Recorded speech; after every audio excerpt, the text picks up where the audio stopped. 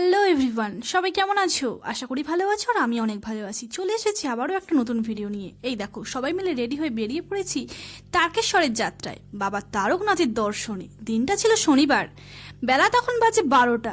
আমাদের গাড়িতে প্রায় 30 জনের মতো মেম্বার ছিল, আর ছিল আমার সব দাদারা। আর এই দেখো, এটা হচ্ছে বাটা বিচ। তোমরা কেউ কি চেনো? যদি চেনো তাহলে আমাকে জানিও। আর আমি পরেছিলাম শাড়ি। আমাদের যাওয়ার কথা ঠিক ছিল না, হঠাৎ করে যাচ্ছি আমরা গাড়ি। কেওড়াফুলিতে পৌঁছালাম তখন বাজে বিকাল 4:30। আর এই দেখো, এই ঘাটটার নাম নিমাই। এই ঘাটে আমরা স্নান করেছিলাম, আর এখানে সব বাঁকগুলোকে সুন্দর করে সাজানো হচ্ছিল। এই যে বাঁকটা দেখছো তোমরা, এই বাঁকটা দেখতে যতটা সুন্দর লাগছে ততটাই ভারী। আর এই হচ্ছে আমি। স্নান কমপ্লিট করে জল নিয়ে যখন হাঁটতে শুরু করলাম তখন বাজে প্রায় সন্ধ্যা 6টা। এই দেখো, আমি হাঁটতে শুরু করে দিয়েছি। এই পথ যদি না শেষ হয় তাহলে কি হতো? খুবই কষ্ট হতো। বাবা গো, 22 কিলোমিটার পার করে দাও।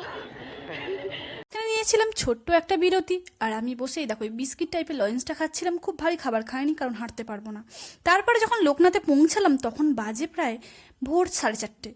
আর এই দেখো, এখানে ভাগগুলোকে সুন্দর করে সাজিয়ে রেখেছিল, কারণ বাঘ তো নিচে রাখা যাবে না। আর এখানে রূপসা, পায়েল, বোন সবাই ঘুমাচ্ছিল, আর আমি ওদেরকে বসে পাহারা দিচ্ছিলাম। নিচে শুয়েছিলাম, দেখলে তোমরা সবাই।